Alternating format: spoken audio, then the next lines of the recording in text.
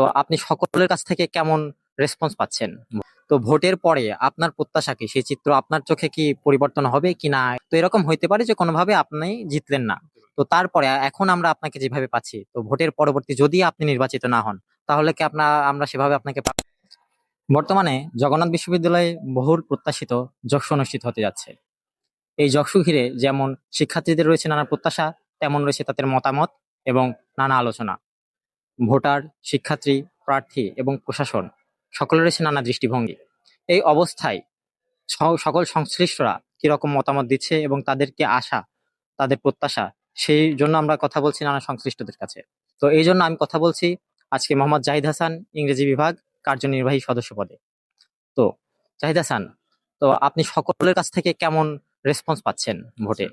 প্রথমত আমি আসলে নির্বাচন করছি স্বতন্ত্র পদপ্রার্থী হিসেবে, কার্যনির্বাহী সদস্য। সো এখানে আসলে একটা হিউজ আসলে ব্যারিয়ার আছে একা একা লড়াই করাটা।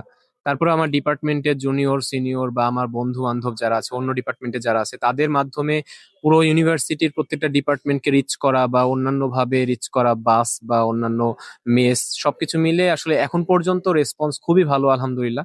আমি একটু ভয় পাচ্ছিলাম যে একা একা লড়তে পারবো কিনা, কিন্তু পেছন থেকে আসলে আমাকে তুলে ধরার জন্য মোটামুটি এখন আমার সাথে আসলে প্রতিদিনই প্রায় 50-এর বেশি স্টুডেন্ট কাজ করছে। এটা একটা পজিটিভ ব্যাপার। পাশাপাশি আসলে ছেলে মেয়ে উভয় পক্ষ থেকে আমি একটা ভালো রেসপন্স পাচ্ছি, এবং যাদের সাথে আমি পার্সোনালি কথা বলছি তারা আমাকে এমনটা বলছে যে ভাই, ভোট তো 7টা দেওয়ার সুযোগ আছে, আপনাকে একটা দিয়ে দিলাম। মানে আমাকে এক রকমের আসলে ওয়াদাই তারা করছে যে আমাকে তারা ভোট দিবে। তো সব মিলে এখন পর্যন্ত আমি আসলে আলহামদুলিল্লাহ ভালো পজিটিভ একটা রেসপন্স পাচ্ছি। আচ্ছা, ধন্যবাদ। তাহলে আপনার বর্তমান যে ক্যাম্পাসের চিত্র আপনারা দেখতে পাই, মানে আমরা এখন দেখতে পাই, তো ভোটের পরে আপনার প্রত্যাশা কি? সেই চিত্র আপনার চোখে কি পরিবর্তন হবে কিনা, এটা আপনার কেমন? অবশ্যই অবশ্যই, কারণ জগন্নাথ বিশ্ববিদ্যালয়ের যে কেন্দ্রীয় শিক্ষার্থী সংসদ নির্বাচন, এটা আসলে একটা আন্দোলনের ফসল, কিন্তু আপনি জেনে থাকবেন। তো আন্দোলনের মাধ্যমে যেই ফসলটা আমরা পেয়েছি সেটাকে যদি ইউটিলাইজ করতে পারি না, আমাদের এখন কিন্তু সব সেক্টরে আপনি দেখবেন খেয়াল করে যে সব সেক্টরেই প্রবলেম। আপনি শিক্ষার কথা বলেন, গবেষণার কথা বলেন, এখানে আবাসনের কথা বলেন, ক্যাফেটেরিয়া, আপনার লাইব্রেরি, প্রত্যেকটা জায়গায় আপনি ইনফ্রাস্ট্রাকচার যত দেখবেন, সব জায়গায় প্রবলেম। এই প্রবলেমগুলো আসলে সলিউশন আপনি শুধুমাত্র প্রশাসনের হাতে দিয়ে এটা করতে পারবেন না।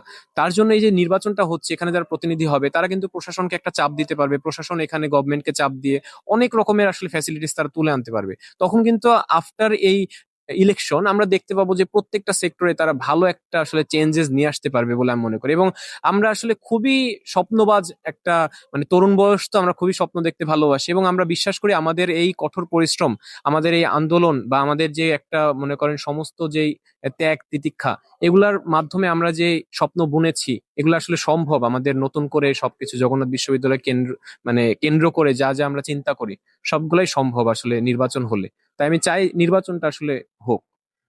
আচ্ছা, তো আপনি জানেন যে এক একটা পদের বিপক্ষে বা পেছনে অনেকজন প্রার্থী আছে। জি জি। তো আপনার যদি জিততে না পারেন, যদি আপনি বলছেন আপনার রেসপন্স ভালো, তো এরকম হইতে পারে যে কোনোভাবে আপনি জিতলেন না। তো তারপরে এখন আমরা আপনাকে যেভাবে পাচ্ছি, তো ভোটের পরবর্তী যদি আপনি নির্বাচিত না হন, তাহলে কি আমরা সেভাবে আপনাকে পাবো? আচ্ছা, এটা খুবই একটা চমৎকার প্রশ্ন করেছেন। দেখেন, যখন ফার্স্ট ইয়ারে ভর্তি হই 20 সালে আমরা, তখন থেকে এখন পর্যন্ত আমরা কিন্তু যে কোনো ভলেন্টারি কাজগুলো করেছি কোনো স্বার্থ ছাড়াই। আমরা আন্দোলন করেছি, গুলির সামনে দাঁড়িয়েছি, আমরা পুলিশের সাথে এক রকমের ধস্তাধস্তি করে যমুনাতে গেছি, বা আমাদের এই সচিবালয় ঘেরাও করেছি।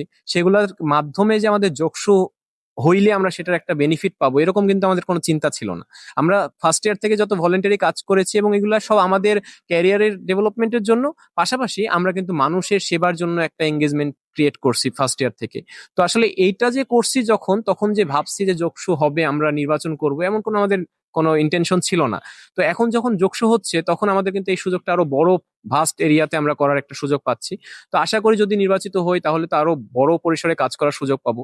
আর যদি নির্বাচিত না হয়, যেটা আপনি কোশ্চেন করেছেন, আমি কিন্তু স্বতন্ত্র পদপ্রার্থী এই কারণেই যে আমি কোনো প্যানেলে যুক্ত হইনি, যার কারণে আমি কিন্তু সাধারণ শিক্ষার্থীদের কাতারে থেকে এখন পর্যন্ত কাজ করছি। আমার ভয়েস গুলো একদম সাধারণ শিক্ষার্থীর ভয়েস, এবং আমি যদি নির্বাচিত নাও হই, আমি একদম আবার সাধারণ শিক্ষার্থীর কাতারে ফিরে যাব। এবং তখন আমার যেটা হবে, প্রশাসন বা আমার যেই যারা যোগ্য প্রতিনিধি হবেন, আমার অপোনেন্টে যদি অন্যরাও হয়ে যায়, তখন কিন্তু তাদের কোনো লোফল পেলে আমি কিন্তু তাদেরকে আসলে প্রশ্ন করার সুযোগ পাবো, এবং তাদের বিরুদ্ধে কিন্তু আমি সোচ্চার থাকবো বলে মনে করি। এবং এইটা এমন কোনো বিষয় না যে আমি নির্বাচিত না হইলে আমি আবার টেবিলে ফিরে যাব। লেখাপড়া করব আমার ক্যারিয়ারের জন্য, বাট জগন্নাথ বিশ্ববিদ্যালয়ের স্বার্থে আমি এক পাও পিছপা হব না, আশা করছি। ধন্যবাদ। দর্শক, আমরা এতক্ষণ কথা বলছিলাম মোহাম্মদ জাহিদ হাসানের সাথে, যিনি কার্যনির্বাহী পদে দাঁড়িয়েছেন এবং কার্যনির্বাহী পদে লড়বেন। আমরা জিজ্ঞেস করছিলাম তার কাছে তার আশা প্রত্যাশা, ভরসা এবং পরবর্তীতে তাকে পাবো কিনা সেই কথা। দর্শক, প্রত্যেকদিন এরকম সকল সংশ্লিষ্টদের কথা পেতে সাথেই থাকুন। ধন্যবাদ।